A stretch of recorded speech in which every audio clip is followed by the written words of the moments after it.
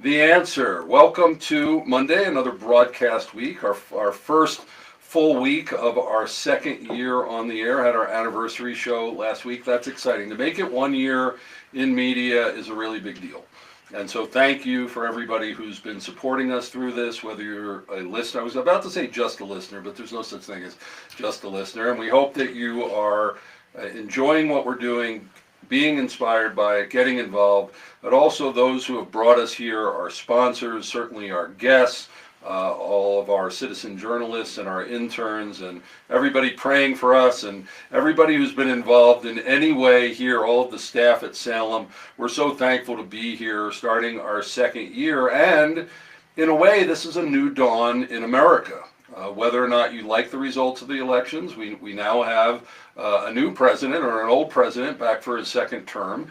And the inauguration was this morning, and hope that you had time to check that out, because this is who is going to be leading the country for the next 4 years. And we need to know what that's about, what that means to us, how it impacts us. This is what we have, America. And so we need to deal with it, and we need to deal with it together. But more importantly, the way I see it, and certainly you're listening to conservative talk radio, and I'm not a Republican or a Democrat. I'm a leave me alone libertarian guy. I'm a small government conservative guy, and so I prefer this government to that, because I believe that that's what they are too, at least compared to the previous one.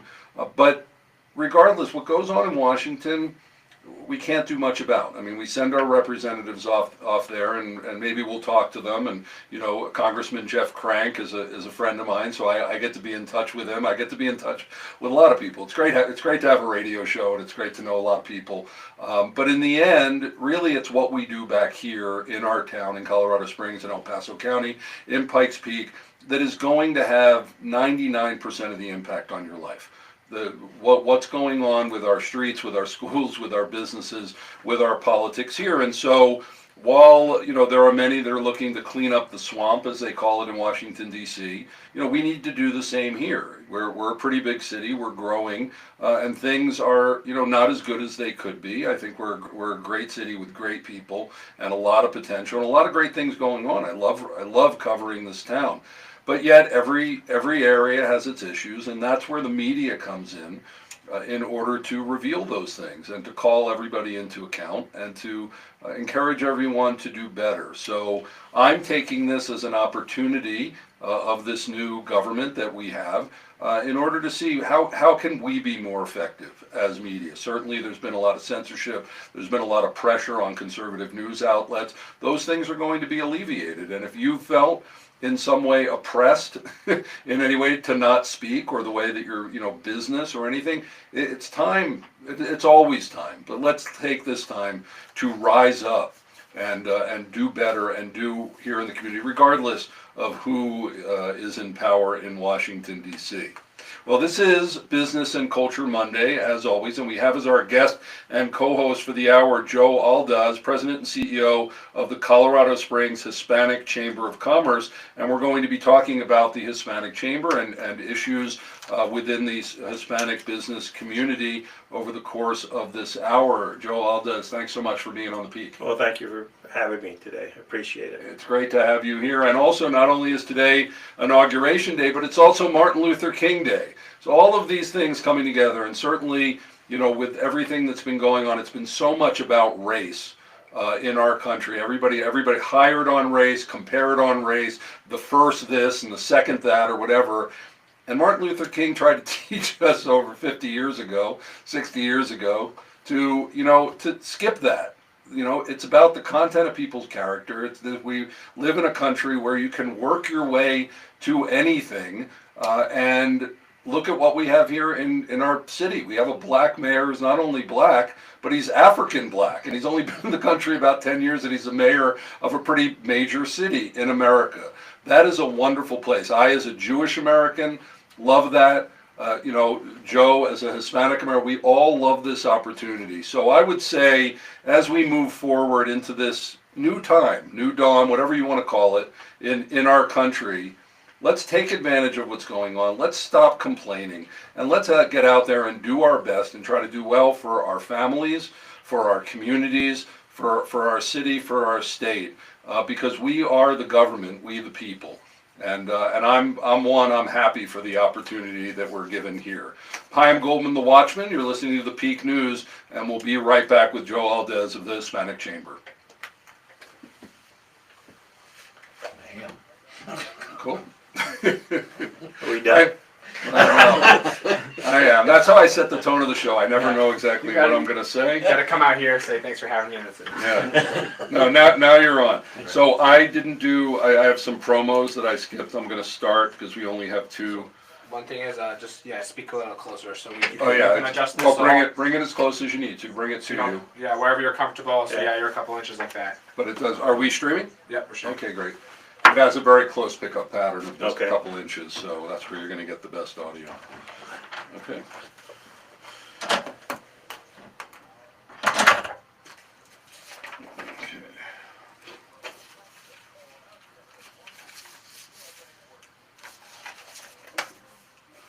So you're born in America?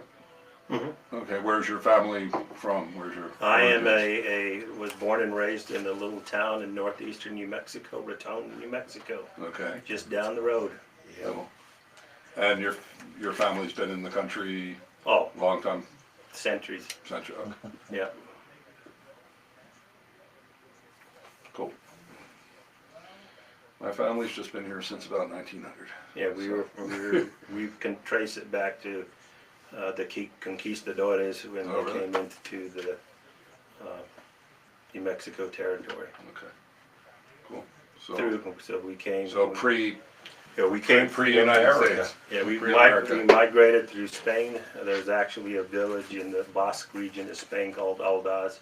Oh. So we okay. traced to there, and obviously, when they came over to Mexico and Latin America, eventually our roots landed here. So you think you're Basque? Well, we are You are Basque. Basque? Yeah, Okay. we know that. I had a cousin that. Good, you're rebels. I like rebels. Yeah. If you saw my grandfather, he was almost as dark as Frank. Really? Yeah, a little bit lighter complected, but very, very dark. Yeah, Epifanio Torres Aldaz. Okay. Aldaz.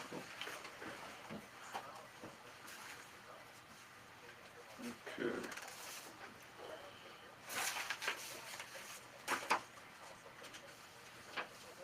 And there was also this thing, Mayor Yemi put out his strategic plan. Mm-hmm. Have you had a chance to? I have not had a Review it? chance to Okay. see that yet. When was it put out?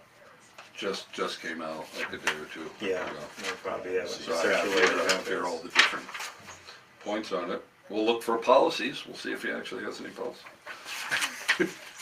They've been hard to find in the mayor's contest too, but just Oh, you're journalistic. well, hey, Acumen is showing. and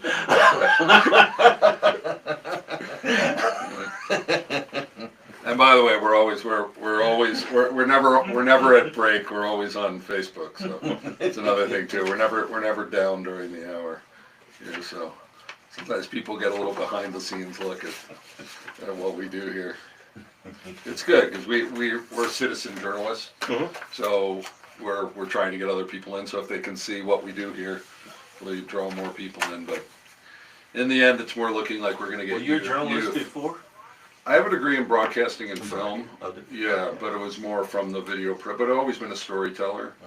But so it's always, and then when you become a believer, it's a heart for truth, right? It's just, you want to evangelizing truth, whatever that truth is, man.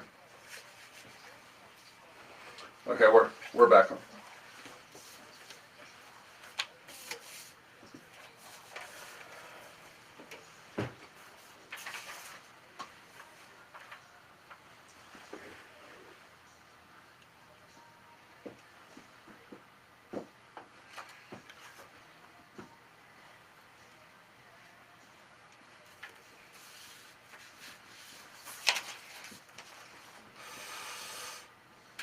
Welcome back to the Peak News. I'm Chaim Goldman, the Watchman. You're listening to AM 1460 and FM 101.1, The Answer, and also our website, thepeak.news, for everything The Peak. You can go on there and listen to our 175, 6, 7 podcasts that we've done in our first year. We have all the information about being a citizen journalist, about being a tech or an intern. That is growing. We have a lot of news to bring you on the intern front. But overall, the Peak, we say the quiet stuff out loud. We set out to do the journalism that isn't being done in town. We hope that you will join us in doing so.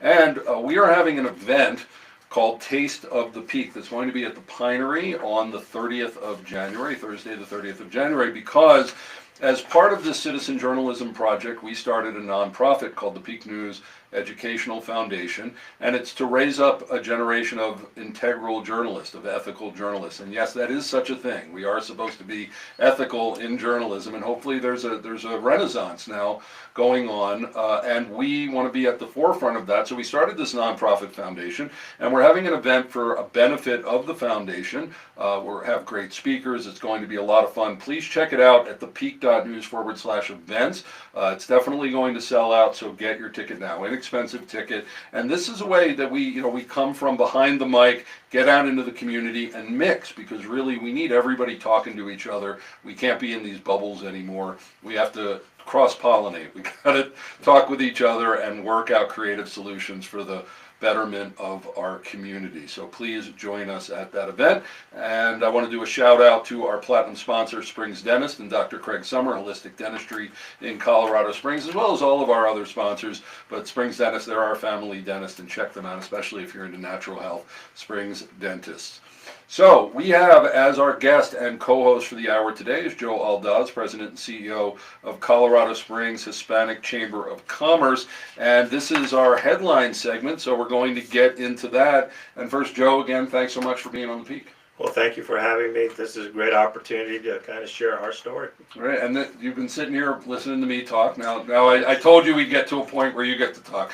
So Right. this is Martin Luther King Day, and generally there's like this obligation. You have to bring on like a pastor, like a black pastor on, and I actually have Frank was here. You were here last. Frank's sitting in on our show, Frank Sinclair, and he's co-hosted. And he was here a year ago because we were new, and I was like, "It's MLK Day. I gotta get a dark brother in here to talk about that." But that's ridiculous because that's exactly the opposite of what Martin Luther King wanted here. So, but I'll turn, because certainly the representation of people of color in this country, whether it be socially or business or anything else, was a hard slog for quite a while until we came into the time of civil rights, and that was a great period of time for equalizing things.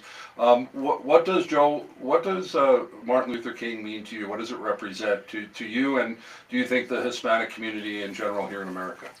Well, I think what Martin Luther King represents is he represented opportunity, because the road that he paved has created opportunity for generations to come.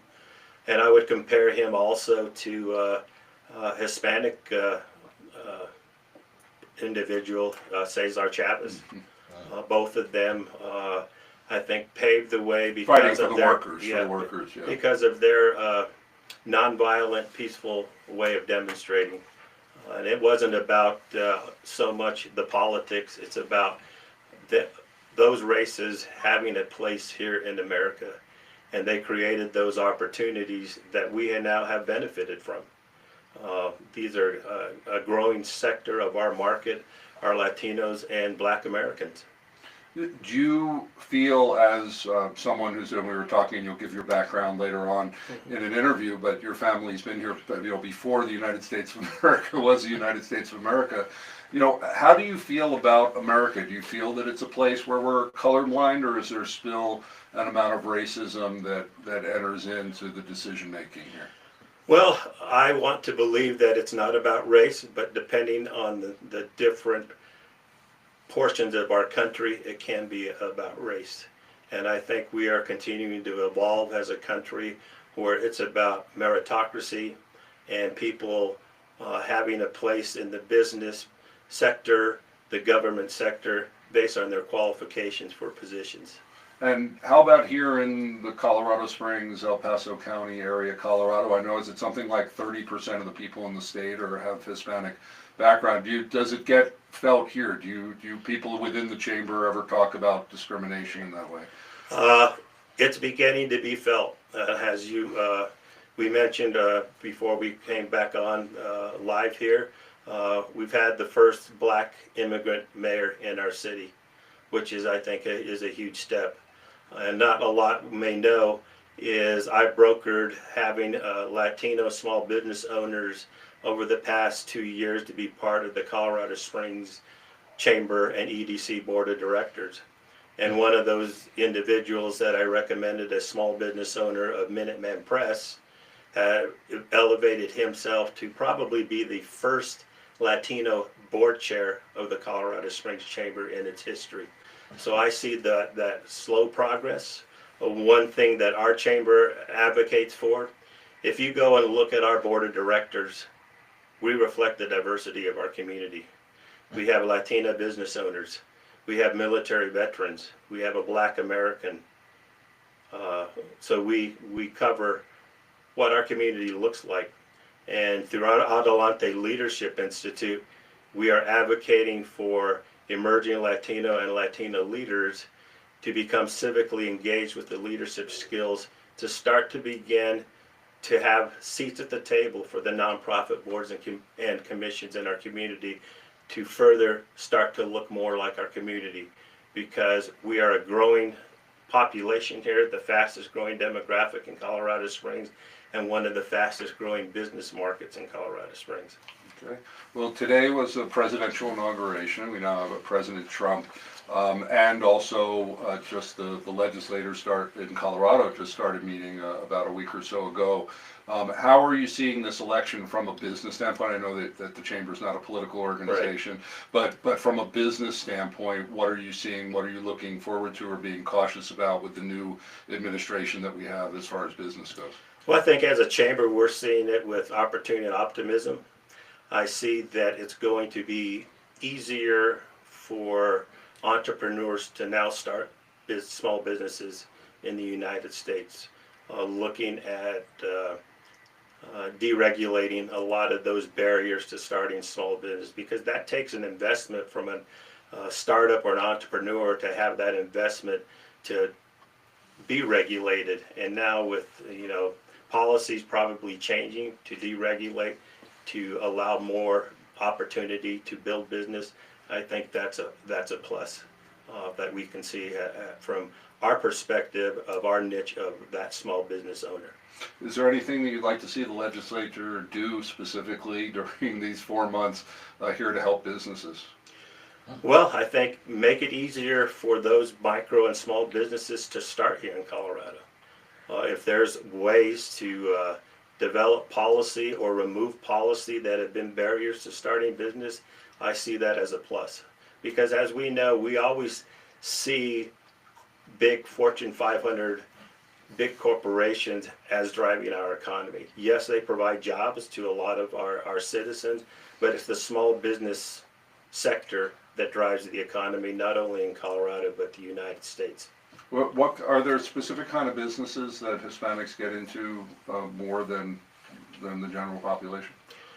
I believe that one of the big sectors of the small business community from a Hispanic perspective is in the construction industry.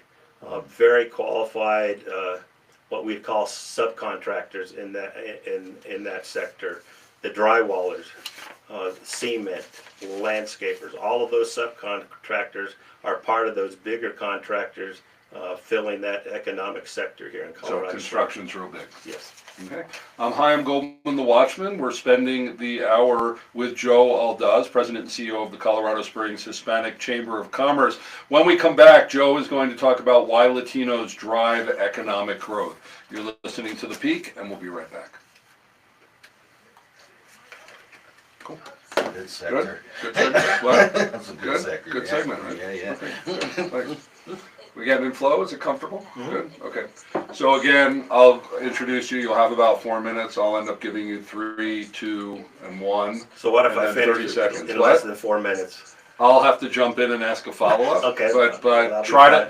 to fill I'll the try to space. pace it. Pace it. You'll feel it as I go. As Okay. I give you these cues. That's why I don't do wrap up at the end. I give you 30 seconds Okay. at the end because that lets you put the final chapter on. But I'm always waiting there, feeling it out, seeing how things are going, and if we have time for a follow-up. But try to keep the energy up. Okay. The passion should come through of what you're talking about, and I think that's three. Forget there was something else I was thinking of saying, but it went out. Rocky Mountain Voice is a new conservative news source providing Colorado with reliable quality news that builds community and allows citizens to make informed, educated decisions. Our robust website at RockyMountainVoice.com is continually updated with news from your favorite freedom-loving radio programs, podcasts, and print journalists in Colorado, as well as our own original content. And it's all free. No paywalls, ads, or subscriptions. Join the movement now at RockyMountainVoice.com. Your values, your voice. For a refreshing new take on wine and cheese, enjoy Vine and Wheel in downtown Colorado Springs. Carefully curated for the wine and cheese lovers, foodies, ladies' night outers, date night planners, and everyone in between, for both casual dining and private events. Their menu features the highest quality meats, cheeses, and wines, selected to complement each other in a symphony of flavor. Every Wednesday through Sunday at 616 South Mahone Street. For more information and to book, go to vineandwheel.com. Because wine and cheese are meant to be enjoyed together. Want a smarter way to renovate your kitchen or bath than this? Whoa! Then don't let anyone smash up anything with a sledgehammer. Call Granite Transformations and Trend Transformations and tell them Janet sent you. Our gorgeous Ethereum by Eastone countertops and our backsplashes installed We'll be right back in on about a the minute, existing Joe. ones. Okay. Sound smart? It is. For more information, go to granitetransformations.com. That's granitetransformations.com. We are not, I have Steve Holt on Crosswalk today talking about his new book. Was he on? No, he's on at 5 o'clock No. today. No, this is I often co-host. There's a pastor I co-host with he's sort of toward Jim Pierce. He's toward the Messianic. So we have these things where I bring in Jewish side, he brings in the Christian side, and we have something called Messiah in the middle. Said this is the Jewish position on this. This is Christian. This is how Messiah brought those worlds together, and we bring You're a them together. Messianic Jew? I'm Messianic Jew. Yeah.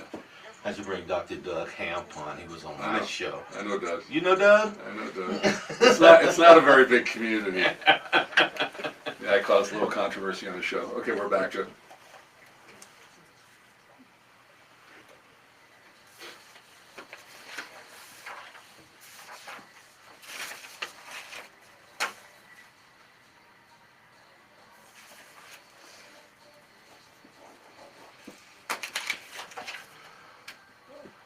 Welcome back to the Peak News. I'm Chaim Goldman, the Watchman. You're listening to AM 1460 and FM 101.1, The Answer. And no, our answer to the musical question, will we lie to you? No, that's not what we do. We're here to say the quiet stuff out loud, to bring you truth, because that's what the media is supposed to be, truth in context, so that you can lead your own life. And it's not up for us to tell you what to think. But what I do want to encourage you to do is to go to Dad's Donuts. There are only the good stuff at Dad's Donuts. Say goodbye to artificial additives. Say hello to real simple ingredients. Downtown Colorado Springs, Dad's Donuts, one of our gold sponsors here on the Peak News. Thanks so much for supporting us. Well, we have with us for the hour on Business and Culture Day, Joe Aldaz, President and CEO of Colorado Springs Hispanic Chamber of Commerce. And in this segment, Joe is talking to us about why Latinos drive economic growth. Joe Aldaz. Well, thank you. What I want to preface this with, this is now Latino time. United States Latinos are a driving force in our country's economic growth, but most Americans don't know that. Unfortunately, city, state, and federal agencies are making decisions based on misperceptions and not data. So I'm going to overwhelm you with a lot of data and facts. A case in point would be the growth of the Latino population is in a direct relation to the impact Latinos have on the local and national economy. It is predicted by 2050, population estimates predict that 1 in 3 Americans will be Latino. In Colorado, more than 21% of the population is Latino, with an average age of 27 compared to 42 for our non-Hispanics, whites. El Paso County is one of the 5 counties in Colorado with the highest Latino population growth, as an example. And when you look at it at a national perspective, the Latino GDP is $3.6 trillion. That is the 5th largest in the world. It's larger than that of India, UK, and Canada, and just behind Japan and Germany. Why is this significant? Because Latinos are the major component of growth of the U.S. workforce, while the non-Latino workforce shrank by 4,000 workers between 2010 and 2015. As an example, the Latino workforce grew by 2.5 million, powering an overall increase of 2.4 million in the workforce between the ages of 25 and 64. According to World Demographic Research, there are approximately 6,000 Hispanic-owned businesses in the Pikes Peak region. So, this is the new Latino paradigm, which displays the economic impact Latinos make on the American economy. One fact that more people don't know is, according to Penn, Schoen, and Berland, Americans who do not know Latinos are more likely to believe negative stereotypes. Here are just a few examples. Americans who have non-Latino acquaintances are 54% more likely to believe Latinos are a drag on the economy, while 25% of Americans with Latino acquaintances believe otherwise. Another example of a misperception is 52% of Americans with non-Latino acquaintances believe most Latinos are illegal immigrants, while 27% of those Americans with Latino acquaintances believe otherwise. Those are just a couple examples. So, despite those misperceptions, Latinos are making an impact on our economy. As an example, Diego Lujan is a Latino entrepreneur with Alpha Elite Plumbing. He's a driving force in the Latino sector. He was a 2021 Rising Star and the 2020 Hispanic Chamber Business of the Year. That's one example. Another example is Jessica Atrevida of Atrevida Beer Company. She is one of the only Latina brewers in the country who owns a brewer company. So, with that said, the challenge for our city, county, and business leaders is to understand the impact of the Latino dollar and the serial entrepreneurs impacting our local economy. Latinos are a driving business growth, and new business means new jobs for all Americans. You've been listening to Joe Aldaz. He is the president and CEO of the Colorado Springs Hispanic Chamber of Commerce.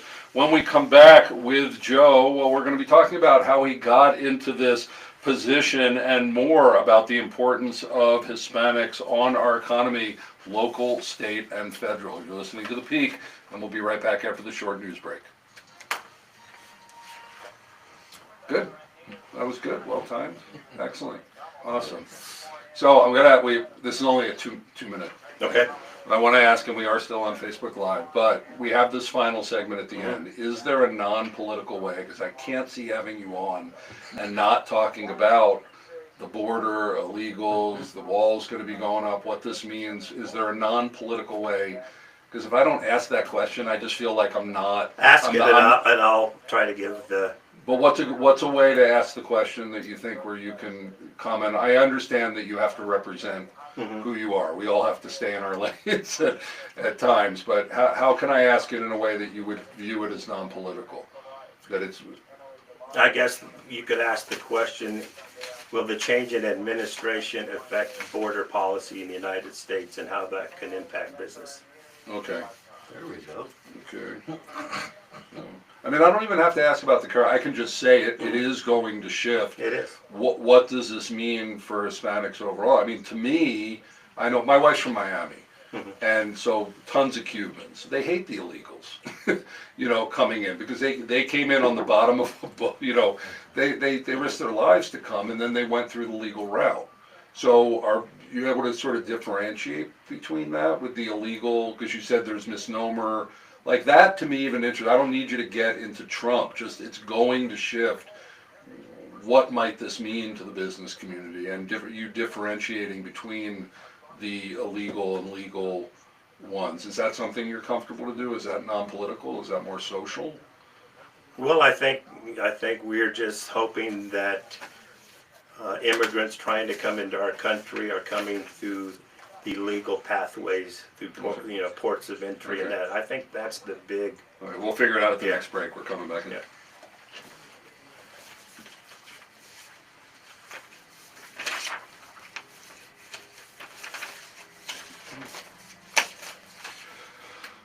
Welcome back to the Peak News. It's Business and Culture Mondays. I'm Chaim Goldman, the Watchman. So happy to have you here. With the new presidential administration, in a way, many of us who are on the conservative side think that we're sort of taking the country back.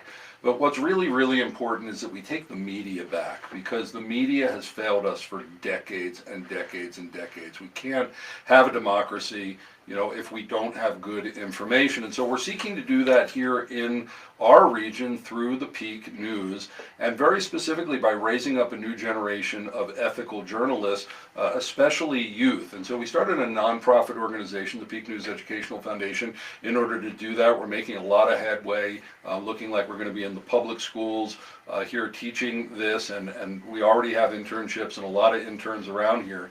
And we'd love you to learn more about that, to get a taste of what we're doing and have a good time. On January 30th at the Pinery, we're having a Taste of the Peak, and we'd love you to join us. It's an inexpensive ticket, fun evening, all to the benefit of our nonprofit organization. Go to thepeak.news/events and get your tickets before they run out, because this definitely will sell out. So we're spending the hour with our guest and co-host Joe Aldaz, President and CEO of Colorado Springs Hispanic Chamber of Commerce. Joe, give us your background and how you came to be the President and CEO of our local Hispanic Chamber.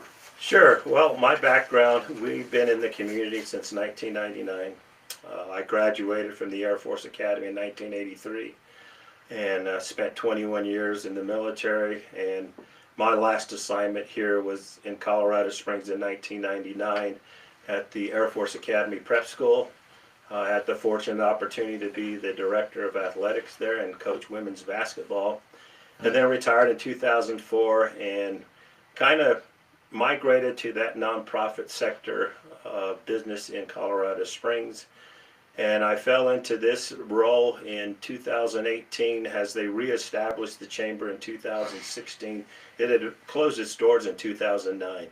So they reestablished it in 2016 and asked me to come on the board in 2018. And I was kind of hesitant because I had served on a lot of boards, but I took the opportunity. Well, that evolved into being the volunteer board chair in the summer of June of 2018. I had a full-time position with Syracuse University doing remote veteran training that led to certification in IT, HR, and project management. So I was trying to balance both of those opportunities. And lo and behold, when the pandemic started, our board said, "Would you be our part-time executive?" And I said, "Sure, I'll take on that role." And I was a part-time salaried employee. I retired in March of last year from Syracuse, and I'm taking this on full-time as their sole employee of the chamber.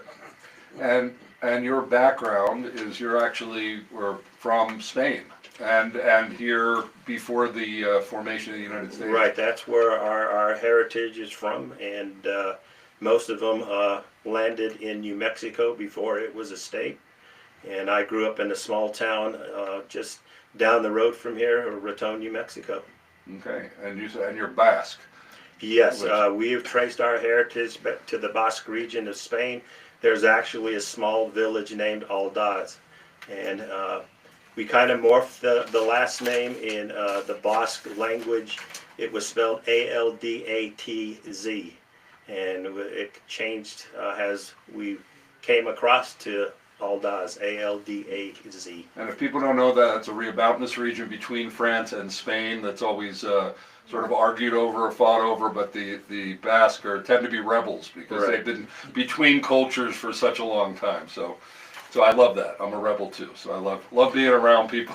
Love being around people who buck the system and hold out. That's what we as Jews and Israelis have been doing. Somehow we hold out also to hold on to our culture. So what is the importance of the Hispanic economy? You touched on some numbers in the previous segment, but both as business owners and consumers, talk about it from either the national level back to local, or the local up to national. Well, it's an expanding market, and I know the non-Hispanic business owners want to understand how to penetrate that market and do business with them. There is a portion of that market that are predominantly Spanish speakers, but they provide a lot of different services.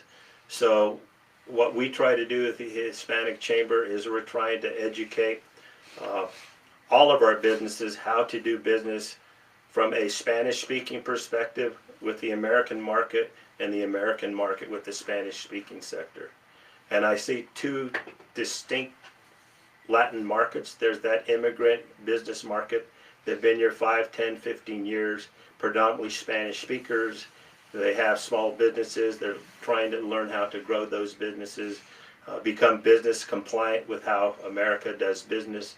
And then we have that Chicano business market, where families have been here for decades. The children have grown up and they've built businesses. Back when they were growing up, their parents said you need to speak predominantly English for you to be successful.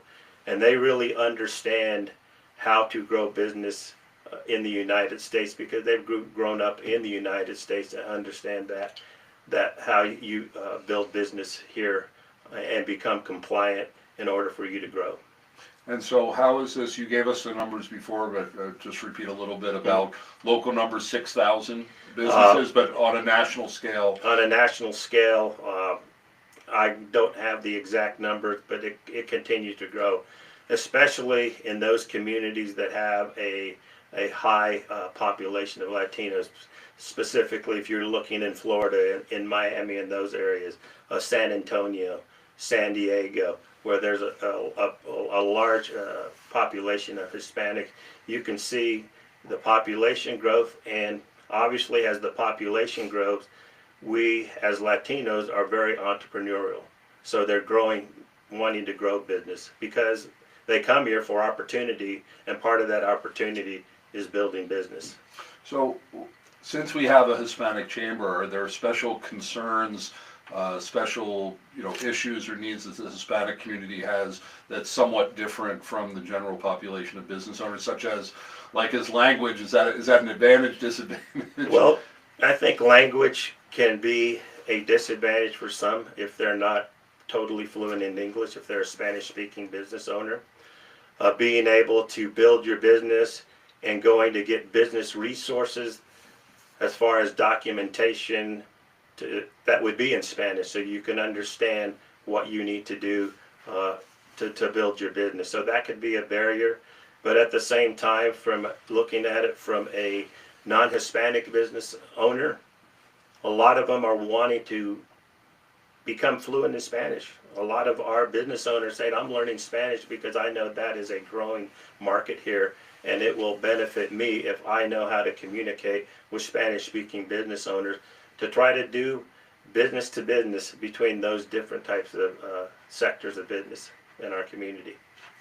So we're going to talk about, there's an event that's coming up that you're hosting, but it has to do with Latina style. How would you define Latina style? Well, we have been selected as one of 4 host cities in the country to host what they call the Latina Style Business Series through the Latina Style Business Magazine.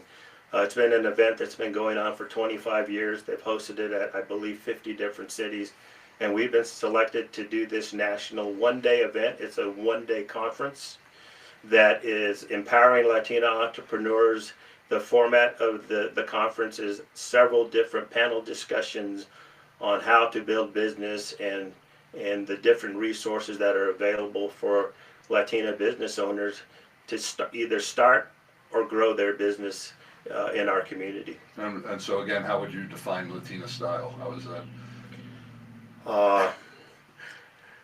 The Latina Style is basically a magazine focused on Latina entrepreneurs. So if you if you look at that magazine, Okay, so it's That's what specifically they're the name promoting. of a magazine, not a style. no, Okay. exactly, it's called, Okay. and they call their series the Latina Style Business Series. Okay, Yes. okay, I understand Yep. that. So we have a minute or so left. Talk about the Hispanic Chamber, your programs and services, and I'll say the website is cshispanicchamber.com for information about your Sure. conference and stuff. But when people are deciding whether to join the chamber, what are they getting from joining your chamber? Well, we want to be the niche for small business owners. We are the only chamber in El Paso County that provides a digital business accelerator training program. We made that available for free for any startup or entrepreneur in our community, and it provides different training modules to learn how to build a financial plan, a business plan, a lot of different aspects of building a business. So we made that available across El Paso County for anybody that wants to have access to it. It's a 24/7 platform. Our major signature event is the premier small business summer social in Colorado. It's called La Vida. We do it on August 23rd, and that's just a way for our community to come together in a very celebrative type environment, and we do it at the Country Club of Colorado. And it's a great event where people come in and sample small bites of cuisine, small pours from distilleries and breweries, and we have 3 live bands that perform throughout the evening. So a great way to gather and connect and learn about each other from a community member perspective and from our Hispanic Chamber members' perspective. Okay, well, we have a lot of chambers in town, but if you'd like that, I know that you do events together, the chambers work together in this town. Yes, one of the things that we spearheaded was the Chambers of El Paso County, business after hours. Oh, fantastic, to do all these events together. Right. Okay, well, that's wonderful. It's great.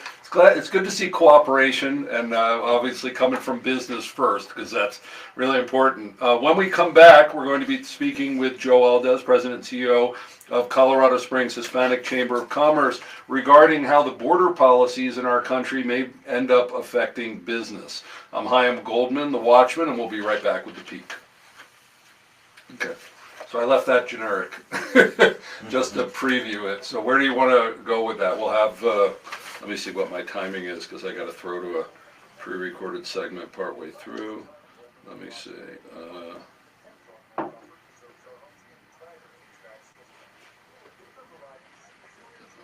What's the timing? Excuse me a sec.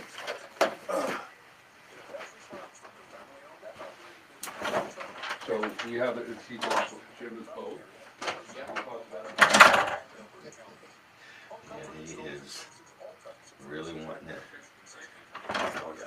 Okay. So, give me 2 questions to ask you regarding the border policy. Well, I think your business. first question would be, how is the new border policy going to impact business? And I think I have an answer. Okay. I think it's going to create opportunity because the policy is going to drive immigrants wanting to come into our country the legal way, which then is going to create opportunity for them to be workers and build business because they understand the legal Good. process to come into our country. Can I ask you how those who are citizens or either have been here a long time or go through the process, how they feel about the border and how things have been going the past 4 years, or how that is? Yeah, you can I ask can ask that. you that. Okay. Certified physical incline specialist in Southern Colorado. We provide solutions that will assist you in maintaining your By the way, I believe everything political is social. Like, I just don't like this thing we can't talk about because it's politics. It becomes politics because we need to make policy, but really it's about making social decisions that are for our, So I hate that so many things are characterized as political when they're actually just community and social concerns that we need to But make if the policy other on. person frames it that way, then the conversation becomes impossible. Right. That's the problem. I try to not. So you can try to teach me to be more sensitive to that, because I don't intend to. Yeah. Like, I do a voter guide, and people say you're political. I say no, I'm actually not. It's journalistic. My voter guide. It's to get you the information. We've had this border challenge for decades. That continues not to be resolved Under any administration. under any Yeah. administration. So there are ideas on how it can be resolved, but I don't think. Right. Well, I'm not going to ask you to solve it. I just, but how it may shift things up. Okay. Here we go.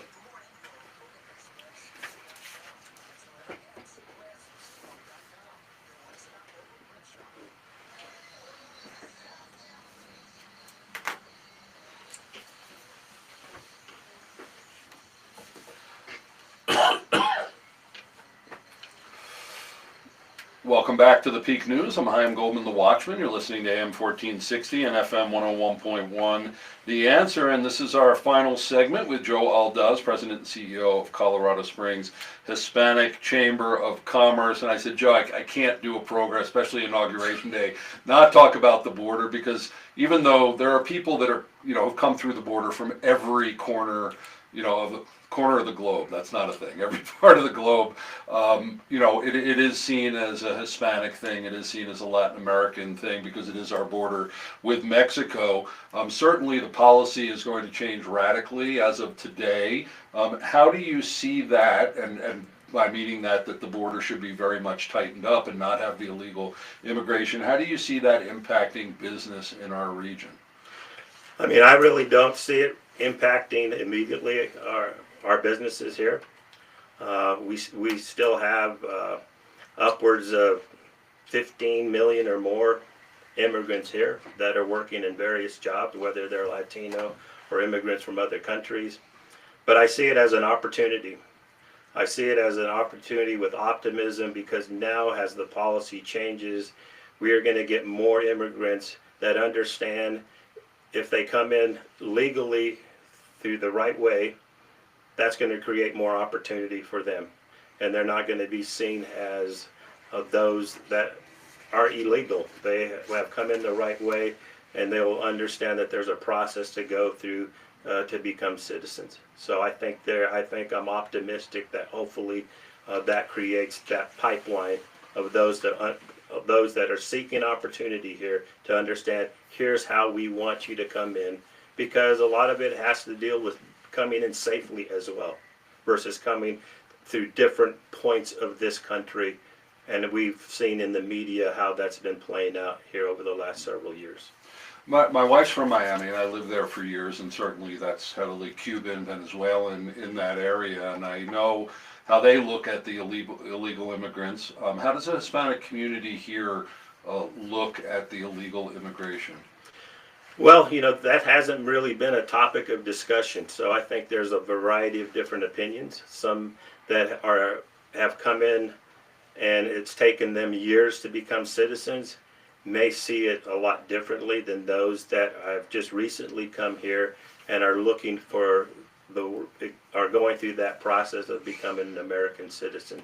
So it really hasn't been a topic of discussion amongst our business owners, and I think if you would talk to them, they're probably in a wait and see, because as we've previously discussed offline, this has been an issue for decades under different administrations and really hasn't been resolved. So a lot of great ideas, a lot of different ways of policy and ways of thinking about it, and we'll see how this is rolled out and how it plays out here in the next year and the next several years. So how do you do public relations in that area? Because certainly a lot of Americans are, upset and see it very much as a Hispanic problem, the gang problems and all of those things. As someone who's representing the business community, how do you speak to that out in the community? Just interested to say we're not even talking about it that's so interesting to me, because the rest of us are.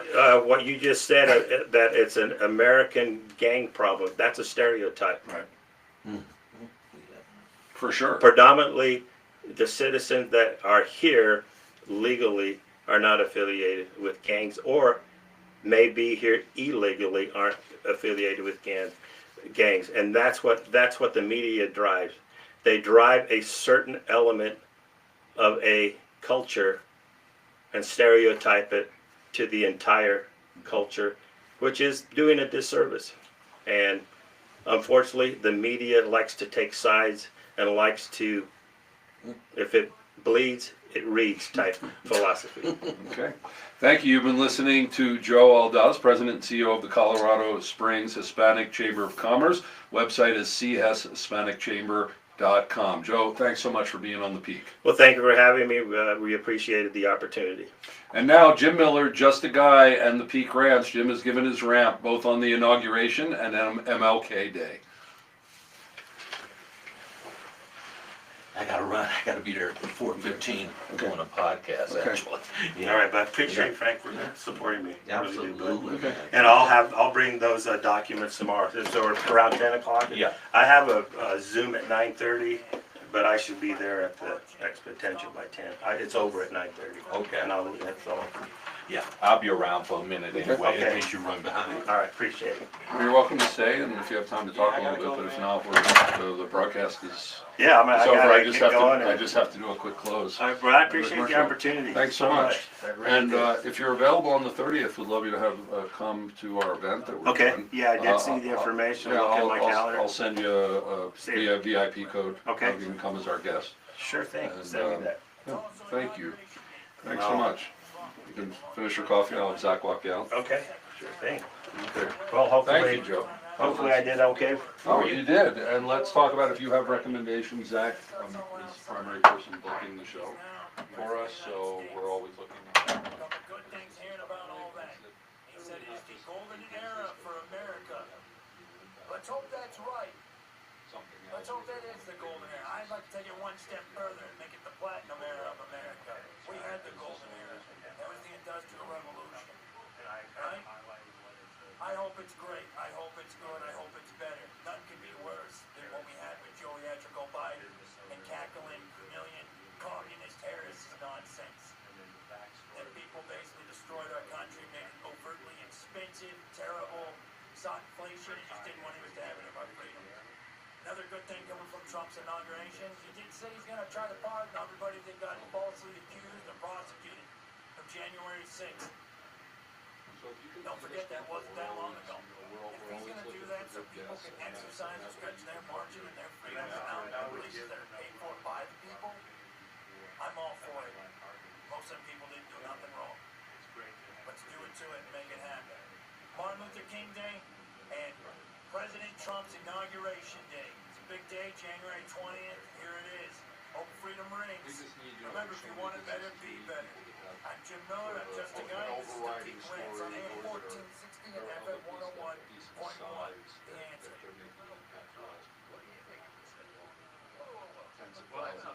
So if there's a good story there, especially those who riches thing, immigrant stories, people coming down making good. That kind of there's an extra edge to the story. It's just that differentiation. But Zach is always coming to me going, who should I call? And I said, turn to our guests and ask them who to recommend.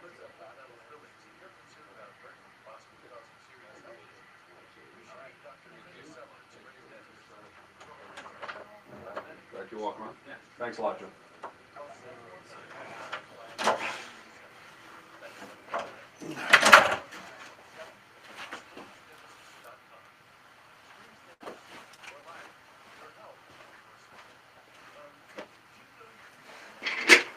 There's only the good stuff, bad stuff. Take a bite of artificial additives and say hello to a real simple ingredient. Come see why everyone is talking about Dad's Donuts. Their signature 109-layer donuts are delightful American donut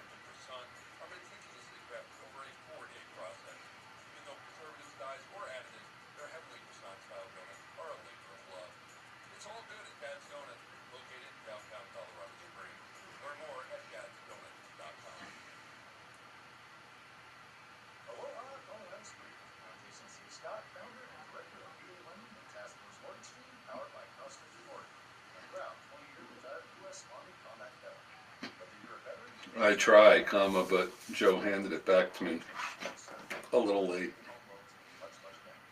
Visit taskforce42.com. Help us help you. Oh, so what you don't pay. Customers worry that MLS 3039 might push down less than 16071 here. Well, you better not pay the current rates rate. If you worry about the economy moving your assets, if your spouse had financial questions or simply can't answer, FAS Financial Group can help you plan. If we're doing a show together on Monday, you will definitely hear from me by Sunday.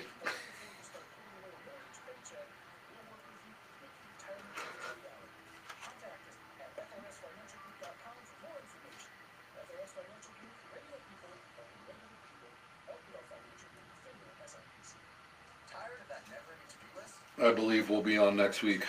Projects around your house and property? Look no further. Hi, I'm Ellie, and at Peak Manual Labor, we handle it all. Painting, drywall repair, minor plumbing, landscaping, demo, junk removal, and more.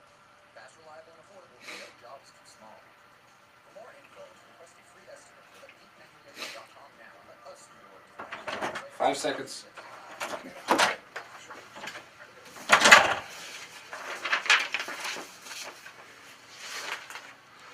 Thanks for joining us as we start another broadcast week at the Peak News. And this is the beginning, really, a first full week of our second year on the air. And we're looking forward to saying the quiet stuff out loud, even louder with your help. And so please go to thepeak.news and find your place here. We really are, with the inauguration today, we're in a different place. And I believe that, everybody, I think, got sick of the censorship, of the way that the media was just dealing with us, not serving us. And there's time for a renaissance, and we're on the cutting edge or the tip of the spear of that. And by you coming and sharing your voice, by helping us do what we do here, you're helping to serve the community at large. And so we really, really want to, I don't think people understand how much we have an open door policy here. You have to be a real journalist, you have to serve, but we want you to be part of it. And of course, we would love you to patronize all of our sponsors. You listen to their commercials, but you can also go on our website, thepeak.news, and find them on there. Go to the hot links, patronize them, let them know that you found out about them through the Peak and that you really appreciate that they're bringing that service here. Well, we are Monday through Thursday, so we'll be back tomorrow. Politics and Government Tuesday, we have Pastor Jeff Anderson. We're going to be talking about the presidential inauguration, and also Congressman Jeff Crank, our new congressman for the first time in 16 years or something like that. And Jeff is the liaison to the faith community for Congressman Jeff Crank, as he was for Congressman Lamborn. So we're going to talk about what that means for the community. Coming up next is the Larry Elder Show here on The Answer. And if you're jonesing for the Peak, go on thepeak.news and check out our 170 plus podcasts. Join us for Taste of the Peak, our event at the Pinery on January 30th in support of our efforts to raise up a new generation of ethical journalists. Go to thepeak.news/events and get your tickets before they are sold out. The Peak News, for such a time as this, Colorado Springs,